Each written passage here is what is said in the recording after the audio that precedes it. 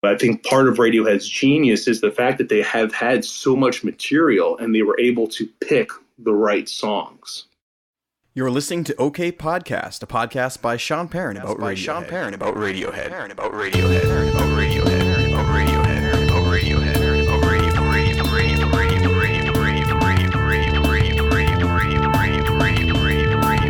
Robert Jonas has seen Radiohead a whopping 28 times, dating all the way back to 1993. Today on the podcast, we discuss some of his favorite concert moments over the years, why Thom Yorke dragged him onto a tour bus over a t-shirt, a handwritten letter Robert received from Thom during the Benz sessions, and some tips on attending shows for yourself. Near the end of today's episode, we go into the weeds a little bit and discuss the state of modern concert ticket sales, Elliott Smith, and speculate about why the band members' conservative lifestyles may have actually prolonged their careers. You can check out the letter that Robert received from Thom and the show notes for today's episode at okpodcast.com/4. Patreon supporters get early access to an extended ad-free version of today's podcast. You can learn more at okpodcast.com. Today's episode was brought to you in part by D'Addario. D'Addario makes some of the world's finest instrument strings and musical accessories right here in the USA. They're committed to sustainability as part of their business practice through the Playback program, which is a string recycling program that has recycled over 2 million sets of strings to date. For more information about this program and how you can help save the environment by recycling your guitar, bass, or orchestral strings, see D'Addario.com/playback. That's D'Addario.com/playback.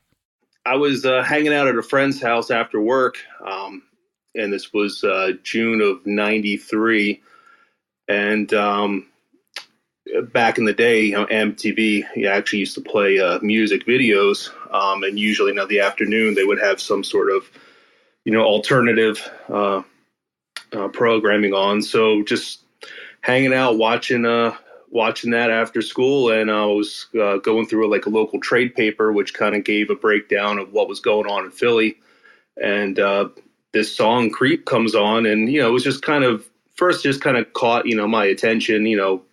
Three guys with a guitar, kind of in like a live setting, all right, it's kind of cool. And then I would say what really kind of drew me to the song was just that noise. And, yeah. We all know what what I'm referring to there. And the Johnny Greenwood moment when he slams the guitar, kind of like that. So the crunch comes in and goes, the whole wall of sound. I was like, hey, this is it's kind of an interesting song. And oh, hey, look, within a week or so they're playing the TLA in Philly. It's like $6 to go and see a show. So hey, why not? And back in the day, I mean, you would see bands like Weezer or James or Radiohead, Oasis. I mean, they all were just very small bands, sort of playing these little circuits. So you could go and see bands that, nowadays are, considered, icons in just these little small venues. So, what is the TLA? Is that a local? Yeah, it's the Theater of Living Arts on South Street. Oh, okay. And so you had all sorts of little bands coming through that. And yeah, I mean, it was either the TLA or the Trocadero, where it was sort of the small band circuit at that point, but so I hadn't heard anything else of their material because there was no internet, so you're not looking up stuff on YouTube. It's pre-Napster, so you weren't downloading stuff. So I just basically kind of went blind. Showed up the venue. Capitol Records was handing out free pins, and you could get pretty much free posters, and it was just kind of a cool vibe. And Radiohead just walks on stage, smoke machines going off, and they started playing You. And I'd say probably 30 seconds in, it was just wow, this is something here. So a lot of people, including me with Radiohead, I did not have that experience the first time I listened to them. I was really kind of oh, what is this? But it sounds like for you, it was sort of love at first sight almost. Yeah, I mean, I'm actually happy that I got to experience them live versus, listening to Pablo Honey, which I just, I guess in my opinion was never really recorded too well because, I remember getting the album after seeing them and almost kind of wondering like, wow, is that the same band? Because there just wasn't that same energy that they kind of came on stage with. And they were just very, Thom was very personable. He interacted with members of the audience.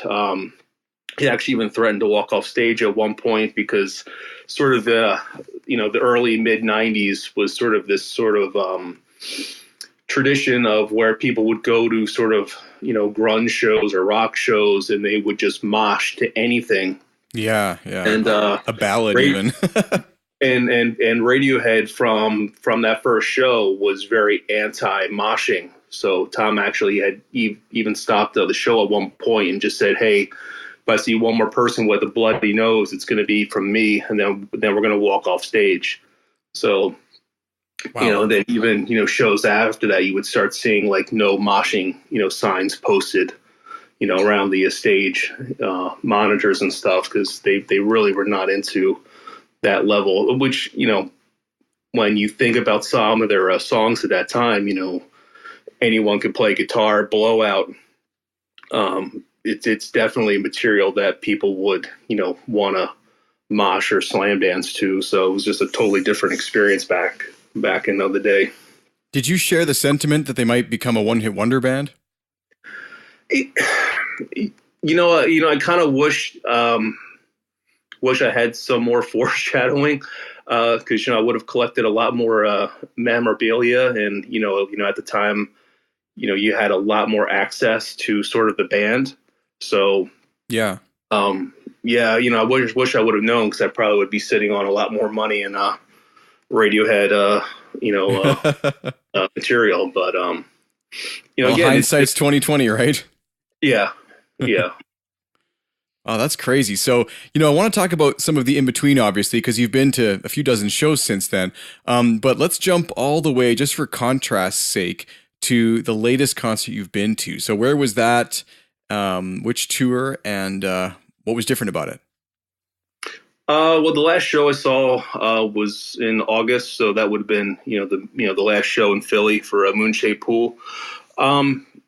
The contrast, it's really, again, I've always felt that Radiohead live, I don't want to say is a different band than what they are in studio, but I just always felt like their arrangements live are just so much more entertaining at times, and a little bit more fan friendly than versus some of the stuff that we get on, the studio releases, which is why I think like the from the Basement series are so well taken, because, it's a little bit, more fan-friendly arrangements.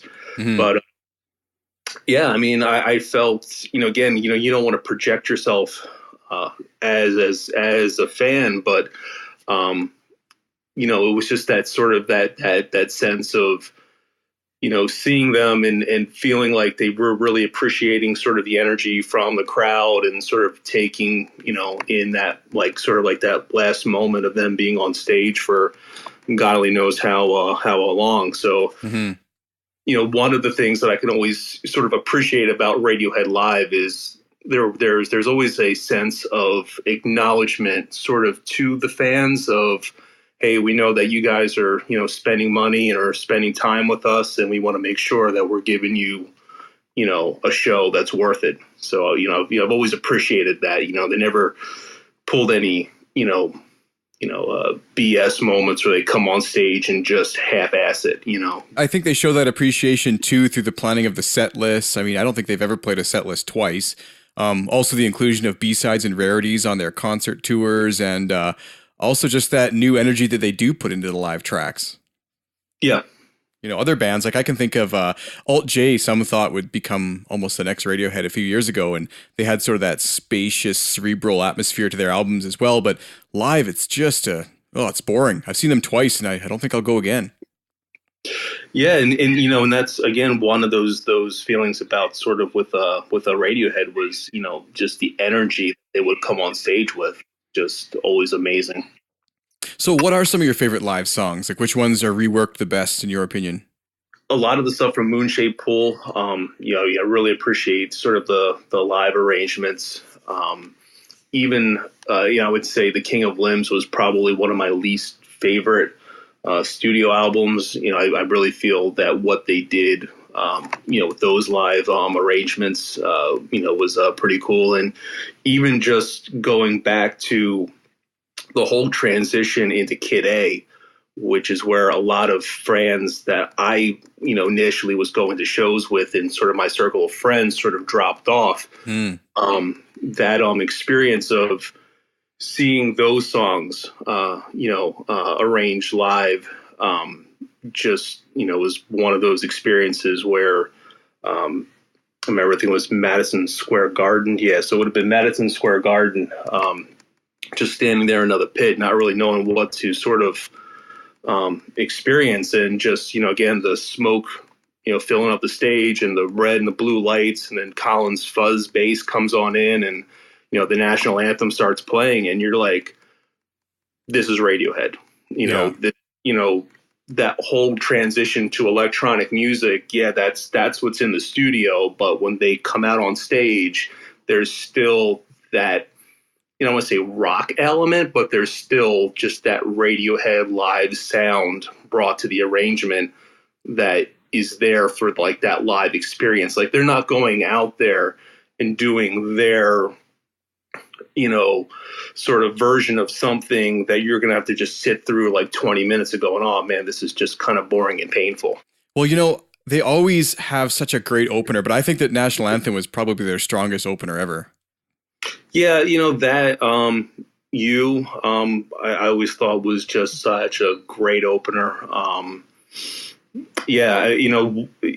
Sort of was frustrated a little bit when they dropped Burn the Witch, because the shows that I was able to get to through for Moonshade Pool, they didn't play that song once. So oh really? I saw it twice, I think. Yeah, because I didn't get to any of the 2016 shows, and so it had pretty much gone away. Although they had played it I think they played it in Boston right before they came to Philly. So I figured, all right, one of the 2 nights in Philly, they're just going to play it since it's the last 2 nights of and it never appeared. So well, I appreciate that they do too, though. I mean, because for example, some songs like Packed Like Sardines, In a Crushed Tin Box, and what's the other one? I guess it would be maybe Burn the Witch, and there's a couple others. I just feel like they tried arrangements live, they didn't work that well, and they sort of just recognized that and moved on. Yeah, I mean, again, it just sort of goes back to what I was saying. Like there's definitely an appreciation, I think, for the fans there, that they're not going to force something that's not working. Yeah. It's just, I think, as someone who's been a fan for like so many years, like Burn the Witch is one of those like iconic songs that you're just kind of like, yeah. To sort of never hear it, you're just kind of like, it's not like, these are my twisted words, which, is just, the rarity of like rarities that, I think they only seem to play that in like Portland or something. But have you seen that one? No. I saw that one in Seattle. Yeah, I was going to say, like, they always seem to only play that up in like the Pacific Northwest or something. The last time they'd played it, I think, was also in Seattle, maybe one other show, but for some reason, Seattle Key Arena, they played it on 2 tours in a row. Yeah. So, throughout all the concerts that you've been to, what is the song you've seen the most, and are there any that you still have on your bucket list? So the songs that I've seen the most, obviously, are Idiotech, Everything in Its Right Place, Paranoid Android, the National Anthem, Lucky, There, because those are those kind of like staple songs. Yeah. It kind of just sort of played. Bucket list song, again, it's stuff like Burn the Witch, Glass Eyes, These Are My Twisted Words. It's a, just that sort of rarity of stuff that they have played, but, just doesn't really get played much. So how many times have you seen them? Is it 27? 28.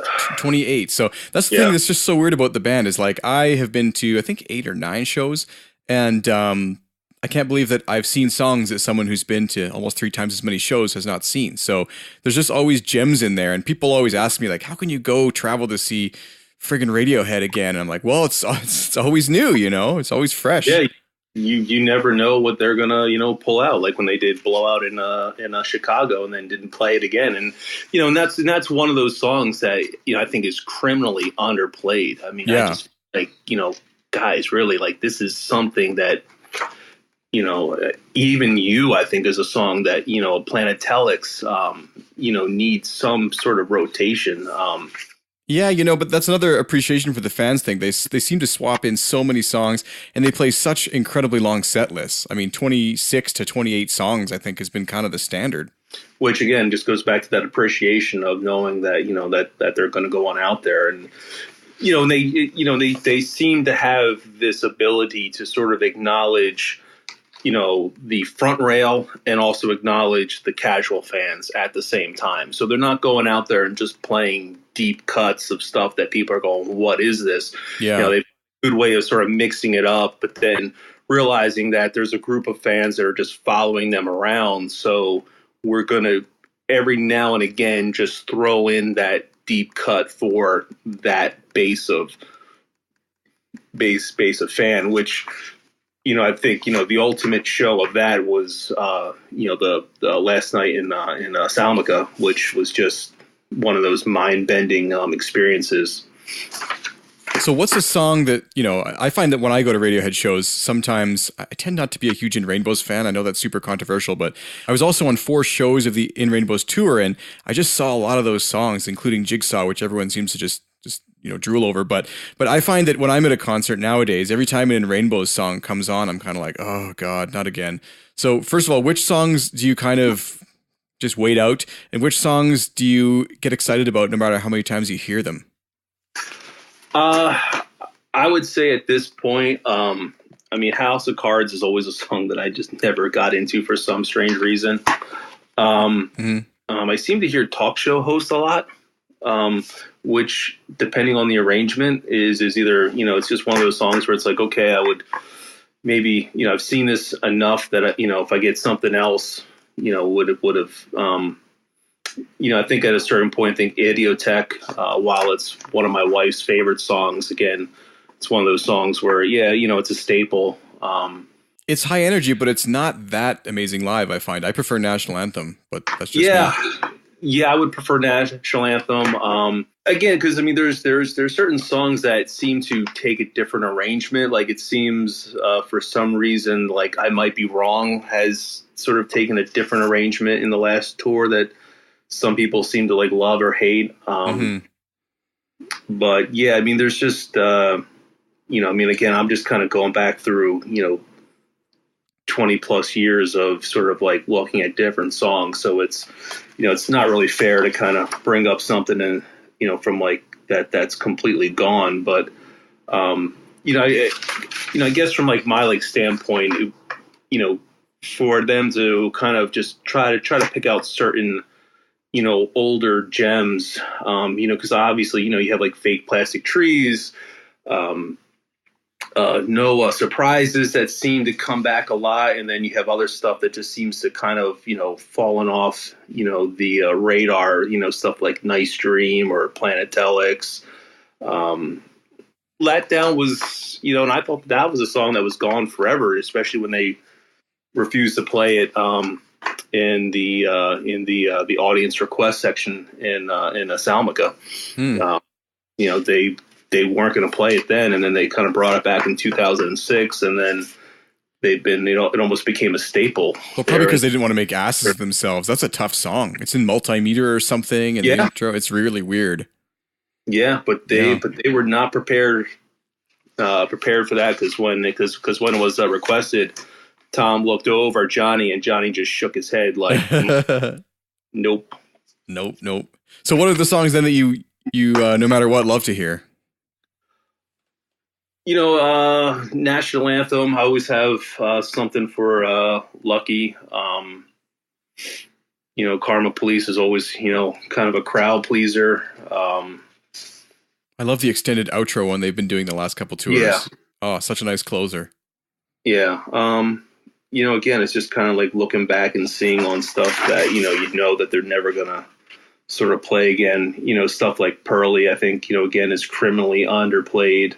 The Present Tense seemed to be very much underplayed. I got lucky enough to see it in Brazil and see it again in Philly. But, again, that song seemed like it just really should have been more of a tour staple, along with a song like Dex Stark that, kind of disappeared, but then they kind of brought it back again. They played it both nights in Philly, which I was kind of shocked that they played it two nights in a row there. I missed that. I went to 3 shows of the Moonshaped Pool Tour, and it's actually one of my favorite songs from the album, so I was kind of disappointed. That and Tinker, whatever. That's a great one, too. Yeah, which I think they played like in like New York, and then I think that kind of disappeared again. Yeah. So over all the concerts you've seen, how has the experience changed, and do you think it's gotten better, or kind of has Thom Yorke's voice, as some people accuse, kind of gone downhill, or what do you think? There's definitely been different advantages to, I think, seeing them in a time and place in smaller venues, where things are definitely a little bit more intimate. It almost seemed like when they were trying to start off, I guess, the Moonshaped Pool Tour, I think they almost felt like they could go back to like 2006 and kind of do those like little like theater tours that they were doing like like in Rainbows. And then I guess, shows were just selling out way too fast. And I guess they were starting to recognize, I guess, the secondary market. But I mean, I really feel like, there's just certain like sort of, genres of, sort of seeing the band, because, seeing them back in the Pablo Honey and Ben's days, they definitely had a very youthful energy. By the time it was OK Computer, they were definitely kind of, I don't want to say annoyed. I mean, again, I don't want to project, but they kind of came on stage and just kind of, just like, here's the songs, let's sort of, get on to the next one. Even a little bit with, when they first started playing, stadiums after Kid A, I think that was kind of a little, sort of felt a little like out of place for like them. And then it seemed like by the time you kind of got to like in Rainbows, I think they were kind of more comfortable with the production. And then, I kind of feel bad for fans that will only be able to sort of see them from the 300 level of a stadium versus being in a theater of 1,500 people. Well, I definitely sense they want to play smaller venues. I mean, that one tour they were booking, at the Shrine in Los Angeles, I think holds like, 2,000 people or something. And, I count myself among the people you're talking about, because on the first whole tour I went, I saw them 4 times. I actually used to joke, I'm not a tall guy, and I used to joke that I just heard them 4 times. I didn't actually see them. And when I got the chance to go in Montreal and in Seattle, the last couple shows I went to, I made a point of actually buying tickets in the 100 level, because I just got so tired of not actually getting to take in the shows. And for me, it was a way better experience. But to sit in a venue like a bar or a proper concert hall and see them would be just, for me, a mind-blowing. Yeah, again, I kind of go back to sort of those experiences where, again, you had a lot more interaction with the crowd. I mean, even the first show that I saw them with, I'm trying to, again, I'm dealing with, a memory situation here, but I believe it was Anyone Could Play Guitar was like the last song that they were playing, and Tom lost guitar strings. And he literally just held his Telecaster out, and me and the guy standing next to it were trying to, rip the remaining strings off. But getting it off the nut was not something that was going to happen. And then he just kind of threw his guitar down on the ground, and the guy next to me literally reached out and grabbed Tom's telly neck, and Tom had to quickly turn back around and put his boot right on the guy's hand and kind of motion, no, like, you're not touching the guitar. So, and that was just a different experience, seeing, just them performing in that light where, Johnny's over here, standing on his guitar, bending the neck back, Ed's up against, the, his amps, creating feedback, and they're just, not necessarily having like a Nirvana, like let's break our equipment kind of moment, but relatively, much more energy, a little bit more grunge, unrefined almost. than what you would see today.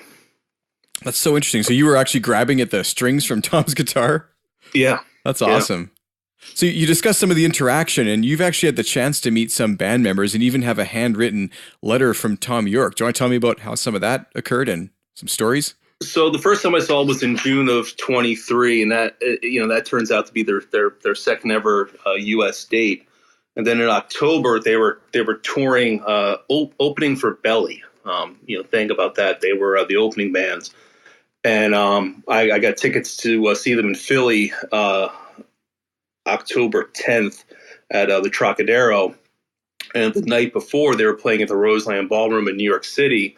And a friend of mine in high school won tickets to go and see that show. And he knew that I was a much bigger fan, and he wasn't going to go because Philly and New York is about 3 hours. So I think he put the tickets under my name or something. So I took another friend of mine. We drove up, realizing that they were going to open. I think we'd drive up, watch the 45-minute, set, whatever, and then drive home. So while we were at the first show in New York City, they were selling a tour shirt. And I bought it. Not really thinking much of it. Watched the set. Came home the next day. Waiting out front probably like 3 hours before the show, before the doors open to just try to be up front. I was maybe like the fifth or sixth person in line, and there was this massive tour bus parked in front of the venue that I guess Belly and Radiohead were sharing. And Thom Yorke and I guess like a bodyguard kind of come walking out the front door. Bodyguard, no autographs. We all kind of go back in line. I'm just standing there, and kind of out of nowhere, I'm kind of like lifted like up off my feet, and I'm sort of carried over to the tour bus by this bodyguard, and I'm kind of placed into the entrance. And Tom is standing right there, and he goes, "Where did you get that shirt?" And I said, "I saw you guys last night in the Roseland Ballroom." And he was just blown away that someone wanted to see them like 2 nights in a row. Why do you think he was so worried about where the shirt came from? I mean, I don't know if he was just confused, if it was like, because it was a officially licensed shirt. It wasn't like bootlegged. I think he was just kind of like, wow, there's some kids standing out there in line, with the freaking, shirt that, where the hell did that thing come from? Because the door isn't open yet. So I think he just wanted, when I said, "Hey, I saw you guys like last night," he was just kind of like blown away by that. So he, I said, "Hey, would you sign my shirt?" And he got a, black Sharpie, and he signed it. And, I was kind of at that point, kind of removed from the tour bus again, and kind of, scampered back into my line.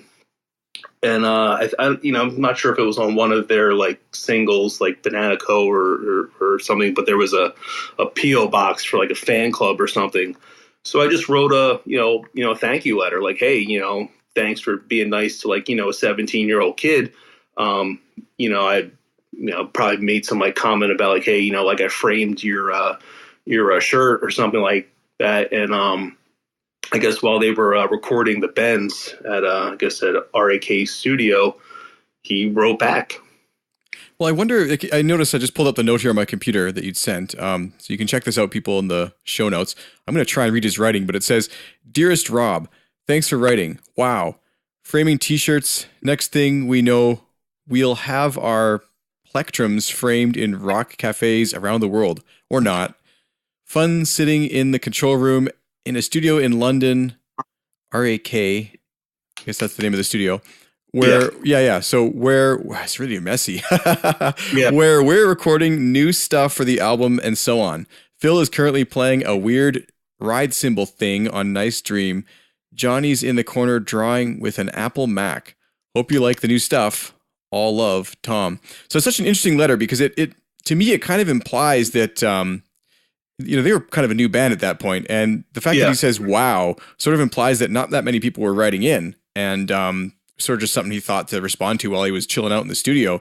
And I can relate to that with things like the podcast, for example. Thousands of people are listening, but the number who actually bother to get in touch and say something is only several, right? So at the beginning of a career like that, just because you have a fan club doesn't mean there's anyone really, really in it, right?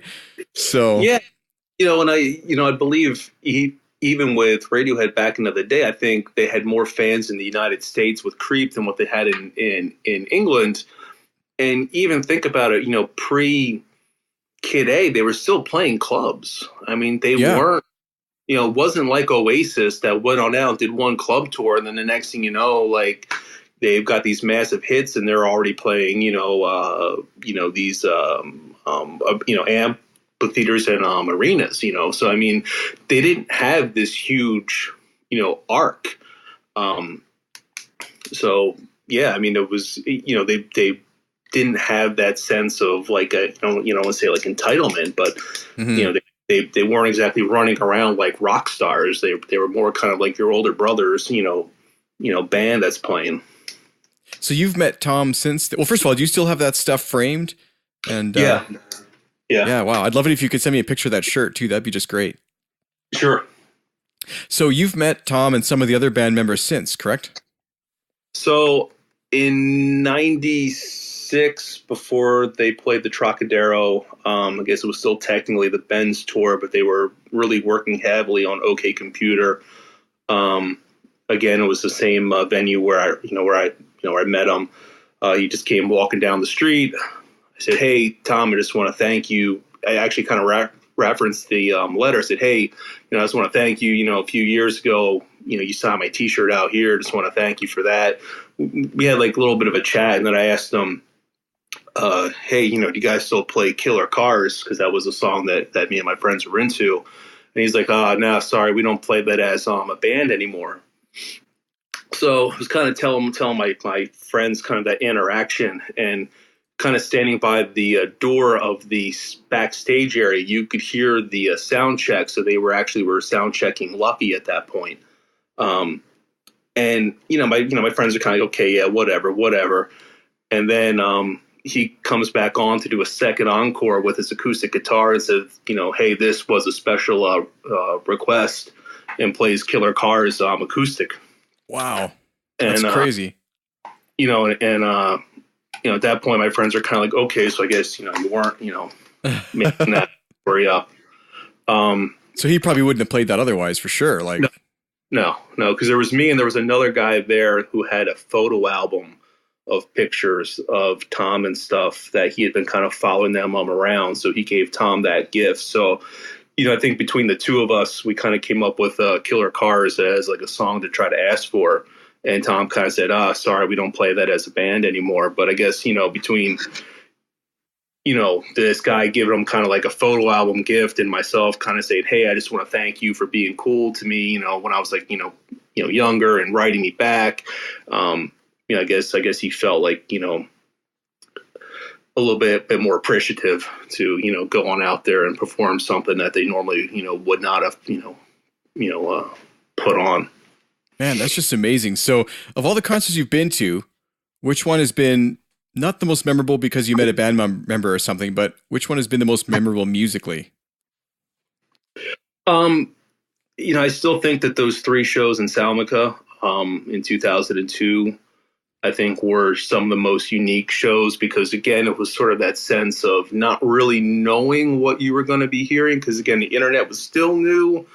So you were kind of getting these little sketchy, bad recordings of material kind of coming through. Like I think I just barely had heard 2 + 2 = 5 before I flew to Spain. And then just that whole experience.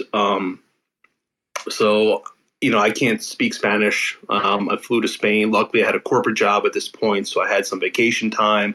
I was making money, so I could actually afford, this trip. But, I went in there kind of completely dark. So I had like a hotel room in Madrid, spent a couple days in Madrid, saw the Prado, kind of hung out there a little bit, then went down to the bus station to get on a bus to Salmica. And again, I look fairly American. So there was this other guy on the bus from Chicago who spoke Spanish. So he kind of hey, I guess you're going to go see Radiohead. And luckily, just sort of the way the community, sort of is with, sort of Radiohead fans, we kind of latched onto each other, and he was able to find us actually really decent sort of, I guess today would be more like an Airbnb, but this woman, this elderly woman was like renting out like the second floor of her building. So we had like our own, bedrooms with, terraces out to the street and our own bathroom. So it wasn't like a hostel, which is where I thought I was going to wind up. Mm-hmm. So, I mean, that was a really cool, 3 days, because it was just kind of like in the old city of Salmica was kind of just sort of taken over by Radiohead fans, and the band was just there. So during the day, I mean, they were just as much sightseeing as we were. So it's like you kind of walk around the corner. There's Ed, and I guess presumably what became his wife, and so being able to kind of like, hey Ed, what's up? We're Americans. We're going to the show. Oh hey Ed, it's really cool, guys. Just those kind of interactions, and then even in the show, Fortet opened, and I'm sitting there, and I'm like looking over, and like 2 seats over, because for whatever reason those nights were not sold out. So maybe the venue was maybe half full. So sitting there watching Fortet, and there's Phil just sitting there watching. During one of the nights, while they're performing Everything in Its Right Place, Thom makes his exit, and the rest of the band's still up on stage. And I'm just kind of standing there off to the side, because at this point we were still kind of like maintaining our seats. The third night, nobody, we became more of a sort of a general admission kind of thing, but they were really trying to keep us in our seats. So I'm just kind of sitting off to the side there, and the side door opens up, and Thom walks out to basically watch the rest of the band performing, their outro parts to Everything in Its Right Place. And so he kind of stood there for a minute or so. Then as people started to realize, like, oh my God, that's Thom Yorke, he had to kind of back out again, because he didn't want to get, mobbed at that point. But, so that was kind of an interesting moment. That's crazy. And then just, the third night, when they just said, all right, we're going to play what you guys request. And then you get, that crazy mashup of hearing, Man of War, and at that point, Did they play Lift at that point too? They played a version of Lift one of those nights. It was kind of like the weird, I forget if it was like the synthy version of it, but I think it was. They did play a version of Lift one of those nights, but in that request they played the one Can song by The Thief. Yeah, so they played like The Thief.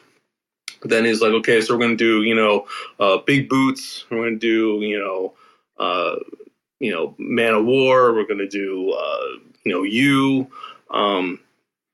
Somebody even requested something like, I don't know if it was like Climbing Up the Walls or something. And Thom goes, no.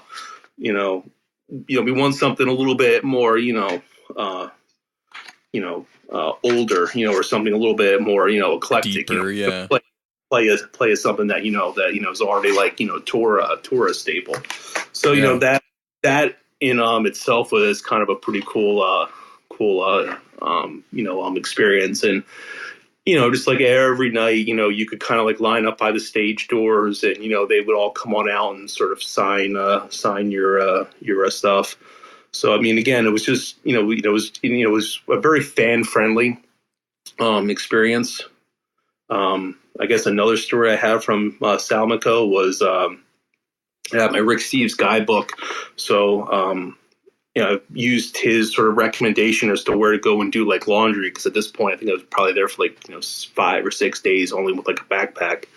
So I'm sitting in this like laundromat, and this guy comes in wearing like a Radiohead pass and a sack of laundry, and I kind of like look on over, and I notice it was at least one of Ed's sort of tank tops that had this striping pattern that, going into the washing machine. And then the guy walks out, and I'm like, if I really wanted to, I could freaking just steal at least Ed's, stage clothes right now. But, again, it was just one of those, moments where, you were just able to just kind of, just sitting there having breakfast, and the band's like 3 tables over, but there was that mutual respect that people weren't really like crowding them or, giving them, sort of like their own space.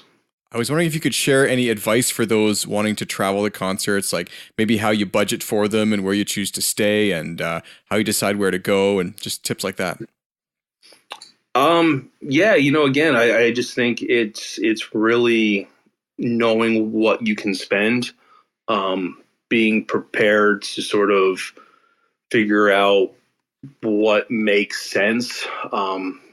So each one of us is going to have a different, sort of budget level of where you're going to stay, where you're, how you're going to travel. I mean, obviously in Europe, public transportation is, light years better than what it is, here in the United States. So again, it's just making sure that, you're staying in a reputable hotel in a safe area. If you're staying in hostels, you're staying someplace that at least has some level of, TripAdvisor rating, and just, just knowing what your budget is. And, usually, Radiohead fans are usually pretty nice.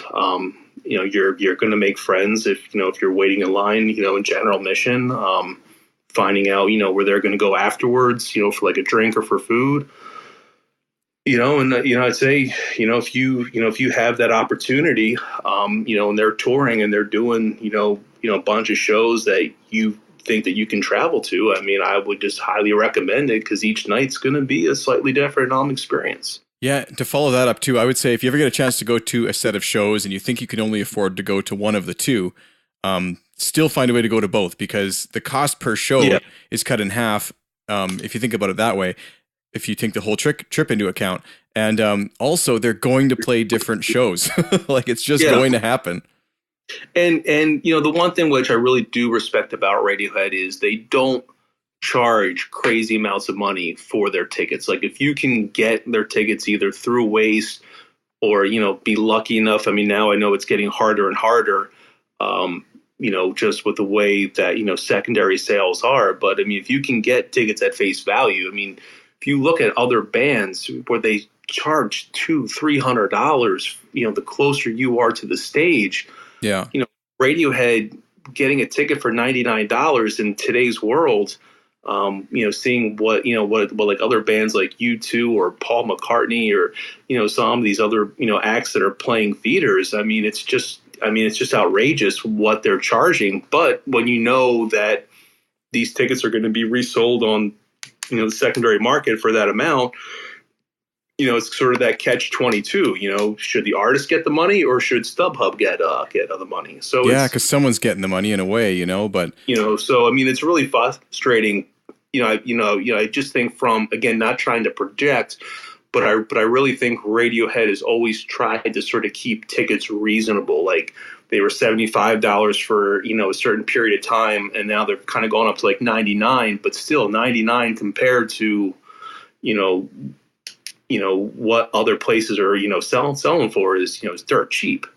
Well, it's funny you say that, because I often compare when I'm going to other concerts. I compare, well, how many Radiohead tickets would this be, or is it worth it? And recently when I went to Montreal, I think it was $82.50 Canadian for my 100 level seat, and that's like $5 American. That's about $60 American, And recently there's a band called the Alan Parsons Project from, I guess the 70s, right?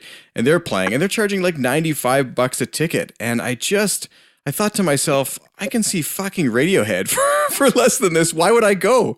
Why bother? Unfortunately, bands are making their money from touring. Yeah. Even now, with a lot of these record contracts, you've got the record contracts trying to realizing, hey, we're not going to get as much album sales from bands. So now in their record deals, they're trying to get tour money. So a lot of these bands are basically getting squeezed both ways. And then, like the one thing I was really happy about was reading how like the secondary market took such a huge hit on Tom's solo tour. Like, I mean, I was hearing, stories that, tickets were selling, in the secondary market, the day of like the Boston shows for like $5 and $10 because they thought it was going to be like a Radiohead type event. And they went in and bought up all these tickets to like Tom's like solo performances. And then no one wanted to pay the secondary market because it's, it's Thom Yorke, but, again, it's one of these situations where, it's really unfortunate because anybody can buy these tickets and then resell them for 2-3 times their value. So, yeah, I mean, you want to make sure that the artist is making their money, but at the same time, the artists are also really frustrated knowing that their fans are being forced to pay these prices just because somebody can go on and just en masse buy these tickets. But again, even if I believe Tom had a conversation with Eddie Vedder where Eddie Vedder just said, hey, trying to go down the path that we took with Pearl Jam, trying to go against Ticketmaster, you're just gonna, your fans are just gonna like lose because you're gonna be playing these strange venues that no one's really going to be able to get to anyways. So, I do have sympathy for the artists, and what I said was kind of tongue in cheek, but at the same time, to the consumer, though. No, I completely agree, and that's again why I respect Radiohead trying to go that route. It's just hard when you watch your tickets. Like if you become the touring band of the summer, they're just gonna buy out your tickets and then just resell them. And that's sort of the sad part for the consumer that, you have to go to StubHub because if you go to Ticketmaster at 10 a.m., you're just going to see, the virtual queue and then 20 minutes later, it's going to tell you, sorry, sold out. And you're just like, really? That's such a fine balance. It's like spinning plates. Yeah. No, it's really frustrating. So yeah, I mean, like I feel for the artist for not getting the money, and then you feel for the consumer having to pay because somebody won the lottery or because some other company was able to just go in there with an algorithm and just rip all these tickets out and then just resell them. So again, it's one of those situations where it's like, how do you? I know in the past, Radiohead would do these mystery sort of release on Waste where they wouldn't even tell you. Just at some point, we're going to put tickets up for sale, and we would have these text messaging trees from like ad ease and stuff, and people trying to like set up these weird browser alerts, and then it's like, they're up for sale like 2:00 in the afternoon, and you jump on and, get like, GA tickets, face value from like at ease, which, was at least putting out those alerts to, jump on Waste. So, but, nowadays it just seems like, hey, this is when they're going to go on sale and, jump in. Yeah. Again, I think with Radiohead trying to do more of the, showing ID, only the person who bought the tickets can, go in. I mean, they're really trying again to sort of acknowledge that. But again, there's just only so much that you can do. So. Yeah, it's actually, I've been thinking about putting out an episode and sort of talking about how to get to shows and some little tricks that I've learned and things. So I'm going to be putting that out, hopefully maybe even after this one, just because I know that this is a good time to start saving for the next tour because let's hope, but I imagine the next tour will be to celebrate the 20th anniversary of Kid A. Yeah, again, I'm not really sure what they're going to do.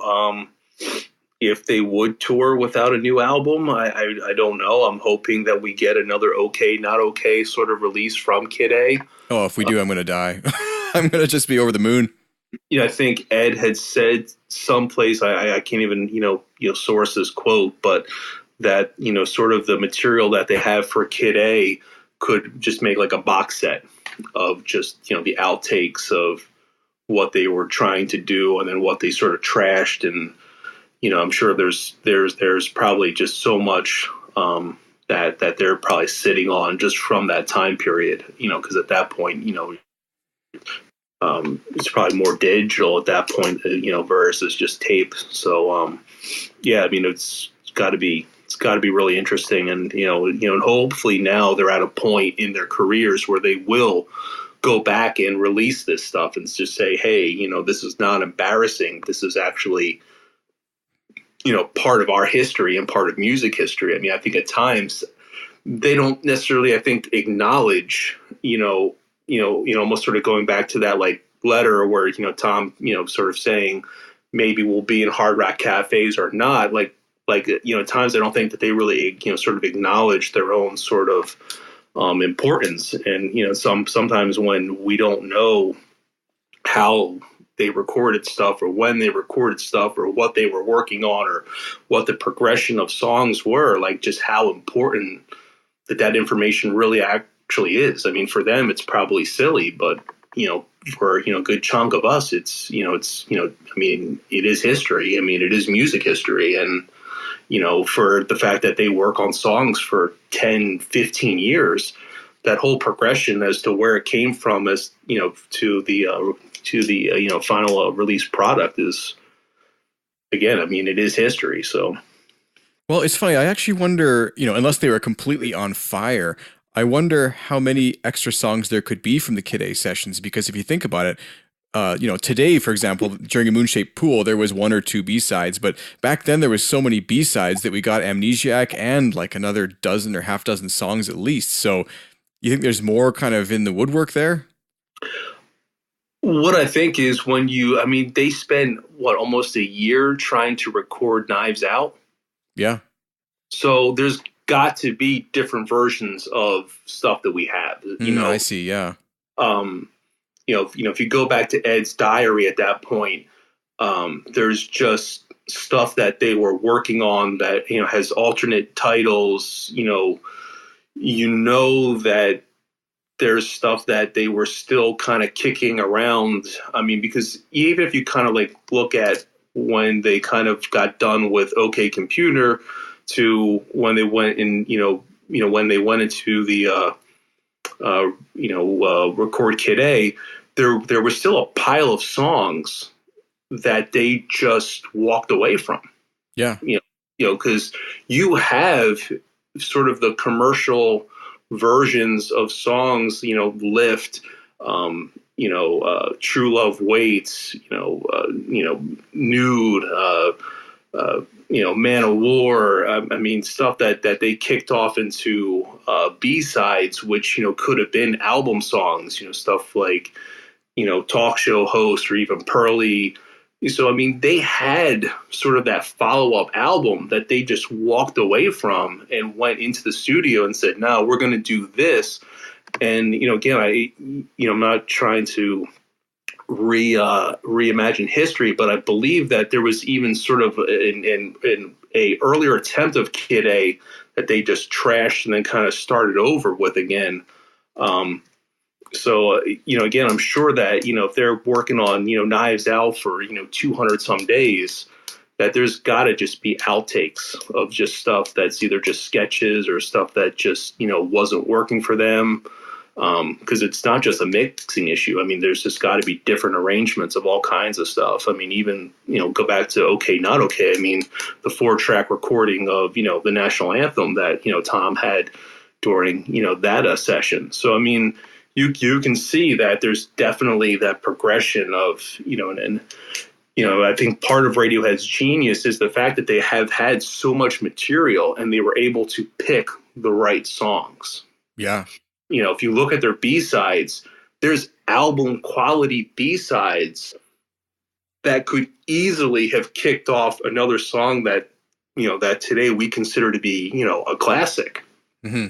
So, I mean, there's album quality B-sides almost in every genre of their recording history. So, but the fact that they were able to pick the right songs and create these albums out of this massive song pile, I mean, again, it's just, I mean, it's just amazing because, again, go back to all the B-sides just for the Bends. I mean, any other band in that era probably would have made two or three albums out of that stuff.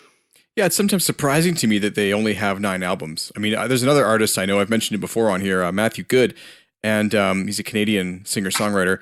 He's released an album pretty much every year or two since about 91 maybe, and he's got like close to 20 albums now, and it's a little much. So if Radiohead's putting everything in its right place, no pun intended, I'm not sure that someone like that is, and they definitely lose out artistically in my mind. Although at the same time, I would love to hear more Radiohead, but I mean, even just looking at, the 28 shows that I've seen 122 different songs. Yeah, that is nuts. And unreleased stuff. I mean, you go back to, saying like, I heard songs like, Yes I Am or Banana Co. or, early, Pop is Dead, stuff that, never, that would never see, the light of day now. But I mean, they've had a lot of material that they were able to sort of edit themselves from, which again just goes to just, kind of show their ability to put together the right 8 to 10 songs and, get the sequencing right to actually have, a coherent album, because their career could be completely different if, you're not putting Planetelics and you're putting, something else like in its place, or, you think, How I Made My Millions was your single versus, Fake Plastic Trees. Yeah. Yeah. And to some extent, I think that's partly production and management, but I'm sure that the band artistically takes control. I mean, I just talked to someone who played saxophone on Kid A, and that'll be the next episode, actually. By the time this is released, that will definitely have been released. But he was saying the band was actually in the studio with them and making some serious contributions to the arranging process, and that's, again, not expected from a rock band. Yeah, but, again, you just look at their total group effort, and one of the things which I don't think most people really fully understand is, you are a band, but you're also, a LLC. You're also a business. Mm-hmm. And there's a lot of mistakes that could be made very early on, and one of the key things that I really think that has kept Radiohead together, besides their friendship, is when you look at the publishing, it's Words and Music by Radiohead. Yeah. It's not Words and Music by Thom Yorke and Johnny Greenwood. Yeah. Because that would put a huge financial burden on the rest of the band. That's totally true, yeah. Because now they're all I'm not saying that there's not some background percentage that that they're each getting a 25% split, or 20% split, maybe Tom and Johnny maybe get a bigger split, but just the fact that, the band together is getting, that money split up together, again, creates that financial, wherewithal to allow them, the financial freedom to create. You have bands that weren't that smart, and you have situations where, one or two band members are filthy rich, and the other guys are just living in an apartment, going, fuck those guys. Yeah, what the hell, I'm sure that's what happened with Smashing Pumpkins. I mean, I heard that Billy Corgan came to the band with their last album, and they're like, what the hell is this? I mean, you go back to like the Stone Roses, Ian Brown and John Squire were making a ton of money.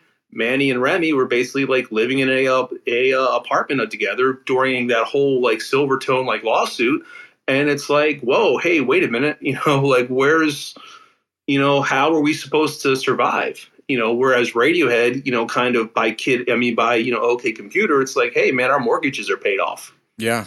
We don't have to worry about money for the rest of our lives. It's not, Tom and Johnny, driving Bentleys, and, the rest of the band kind of, still riding around in like a minivan. So, and most people really don't understand the whole business aspect that's behind, the abandon. And even like in early interviews, Thom would say, like, Ed would kind of be like explaining to us like cash flow, because 1 minute there's like $2 million in our bank account, and then the next minute there's like 200,000, in our bank account. And it's like, yeah, we got to pay our bills, Yeah.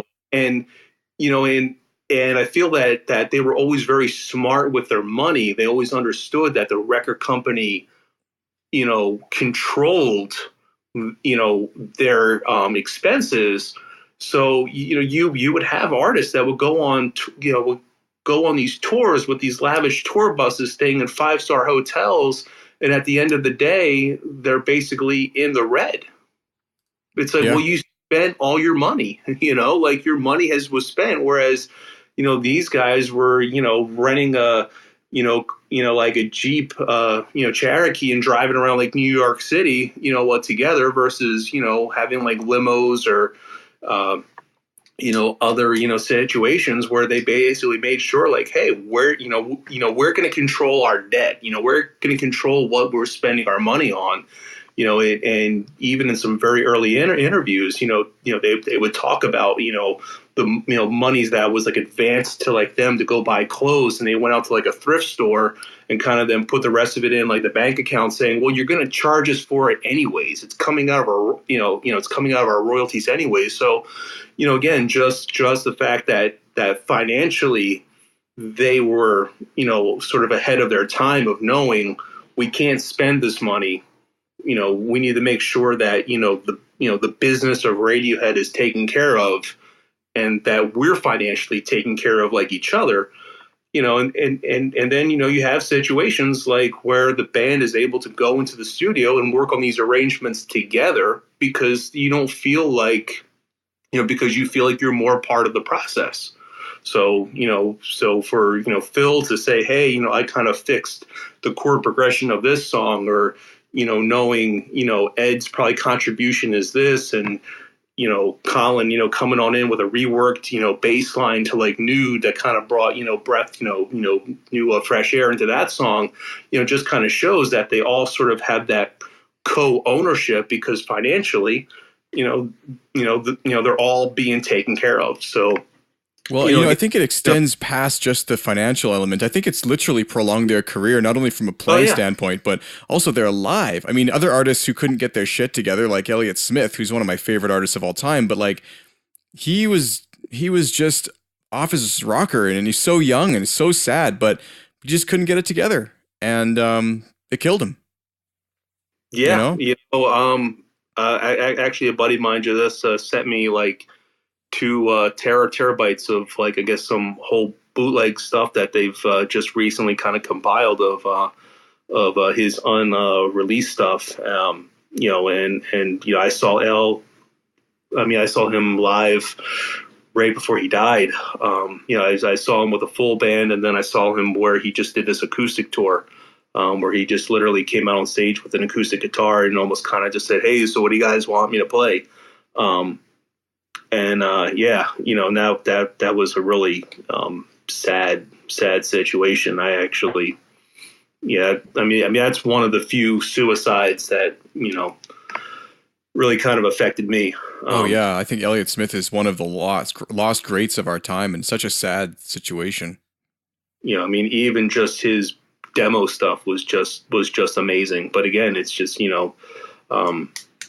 not many people can sort of handle that ability of, not getting into hard drugs and, handling the fame, which is, sort of, unfortunate. And, luckily, Radiohead sort of came through this, I think, with a very mature point of view, to where they weren't, I'm not saying that Radiohead doesn't experiment with drugs, but they obviously don't have, real significant, substance abuse problems, and they're not out, spending their money like Oasis on, extremely expensive cars and, divorce situation. So, well, and I read a book once. It might have been actually Aldous Huxley, something by him, and there was some quote in there that was like, there's a difference between people who go out to explore the wilderness and those who choose to go live there. And it was about drugs. And, I think it's true. There is a difference between someone who's experimented with the drug and someone who makes it their lifestyle. And I think that, Radiohead has been very quiet about that throughout their years, but I think their music is kind of evident that they have. But they have definitely not let it take over their lives. So, which again is, just another, a testament to sort of, them taking this serious, them taking their fans serious. It's not like, like you would hear stories of Oasis coming on stage. Oh, sorry guys, we had too much wine, and just completely blowing the whole set.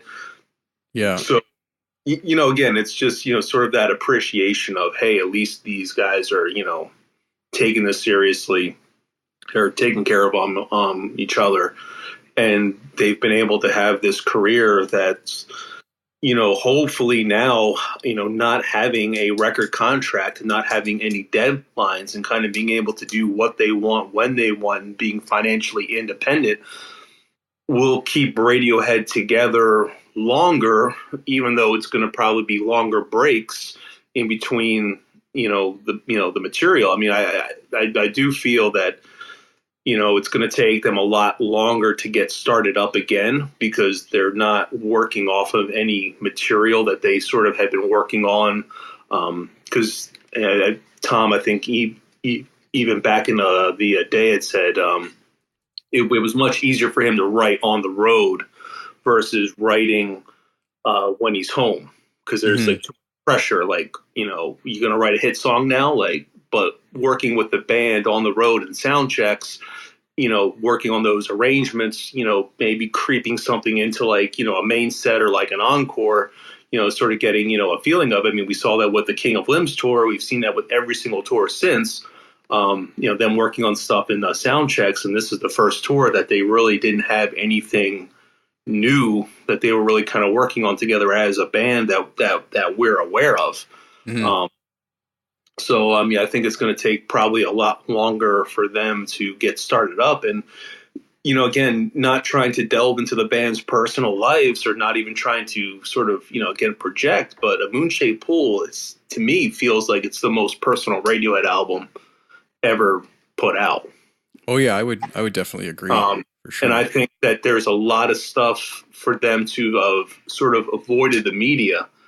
I think that there's probably a lot of stories behind, and I really wouldn't be shocked if there was almost, not sort of a breakup, but, probably very close to them sort of having a lot of very, emotional feelings with what was going on with that material, and, what we now know was going on, in Thom's personal life. But, and I think again, as someone who's now in his 40s, I have friends that, I've been friends with for, 20 plus years, and, their wives and my wives are, we're almost sort of like brothers and sisters. So, knowing that probably to a certain extent has crept into other elements. So God only knows how other band members felt about what was going on.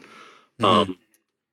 So I'm, I really feel like, the lack of media around the Moon-Shaped Pool. And I mean, to me, honestly, when I saw, True Love Waits as the last song of the album, that to me was almost seeming like,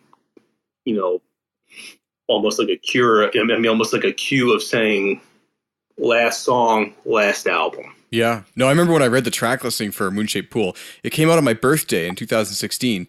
And I actually had a CD launch of my own that weekend, so I wasn't able to actually listen to it until later of the day. And I even avoided looking at the set list. But I got home around midnight and I looked at the album. I was like, before I go to bed, I just got to look at the album. And I looked at the set list, and I saw True Love Waits on there, and I got chills all down my spine. And I was like, no, I got to listen to this before I go to bed. Yeah, I always just kind of felt like, sort of a proper studio release. I'm not saying that Radiohead thinks about this kind of stuff or, sort of, puts this stuff out there. But I just always felt like, last song, last album, True, would be some sort of studio version of True Love Waits. And Yeah. I just, kind of going through that material and sort of going through the lyrics and kind of going, wow, this is really like on point. And then, all of a sudden out of like nowhere, a band that's very private, and there's this public release about the divorce and the separation. And you're kind of like, there's a lot going on here. And then these little small venues that they're trying to book. And it was just kind of like, there's just, I don't know. There's probably a lot of stories, with, then even just sort of what seemed like to be this huge disconnect of Thom and Johnny, where, Johnny was kind of commenting about how, hey, we recorded a lot, and then Thom almost sort of tweeting at Johnny very publicly saying, hey, it's not, the album's not done yet. So it almost seemed like there was sort of this disconnect with the other members as to what was even going on with the release of the material. So, I'm just really kind of worried that, how long is it going to take for them to sort of get back together in a writing and an arrangement and a recording, atmosphere that they feel is Radiohead level. Because I feel like for them, they can do like little side projects, but I feel like for them, I think it's kind of that sort of sacred circle as to what is Radiohead material and what is solo material. I mean, does that make sense? Or yeah, totally. And I guess my biggest hope is that you've got time to see another 28 shows, and they're still touring for a long time. So, well, again, I think going back to like what I said of how they sort of have set this thing up financially, how they're not stuck in a record contract. I think that will keep them going longer. I just think that it's going to be longer breaks in between material or them coming together as sort of a band. Because I think, getting that machine together has got to be such a complex effort. It's, when you shut something like Radiohead down and it's not there for 2 or 3 years, they have, their same tech people, their same lighting guy. I mean, they tend to seem to be very loyal with their crew members. Well, these guys, yeah, maybe, Plank probably has like, full-time position with, Radiohead LLC or whatever. But a lot of these other guys, they got to go and find other gigs. They got to go find stuff to like do because, you need a paycheck. So, starting that whole, machine up again, it's got to be time consuming to say the lease. So, we'll see, but hopefully again, another 5 years we have another release and another tour, and again, I'm not sure if they'll tour just specifically on a anniversary album like Kid A, but I guess we'll see. All right. Well, thank you, Robert, so much for coming on the show today. I definitely hope you'll talk to me again. This was fantastic. I feel like we could chat all day about Radiohead. Hey, whenever, whatever, just let me know. Absolutely. Well, thanks so much for your time, and thanks for coming on the show. Thank you.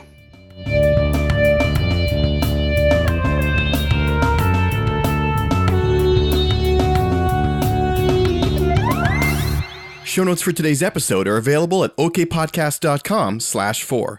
Definitely be sure to check that out, that handwritten note from Thom. It's one thing to read it on the air, but it's something else really to see his writing. It's very eccentric, and the pictures he drew on there and everything sort of hints to his later years, but he's surprisingly more outgoing and sort of playful than I think he sort of became towards his fans. Maybe because, quite seriously, Robert was one of the first people to kind of write in back then in the early 90s. So if you enjoyed today's conversation and have some stories yourself you'd like to share about Radiohead, I invite you to come on the show. You can send me a message at hello@okpodcast.com. As you heard, this conversation is super laid back, super easy. I do edit, so if you say something stupid, I'll cut it out. Don't worry about it. And I will come up with all the questions. You don't have to do anything.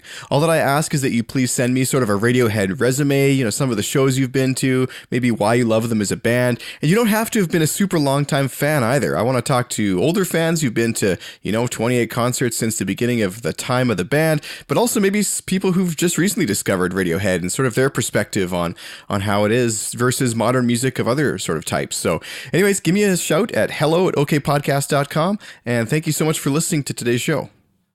Today's episode of the podcast was brought to you in part by D'Addario. Don't forget to check out their playback program, which recycles strings and helps save the environment. Guitar, bass, or orchestral strings are eligible, and you can learn more at D'Addario.com/playback. Also, did you know that Patreon supporters get access to an extended ad-free version of the podcast? Check it out at okpodcast.com and get access for as little as $1 a month.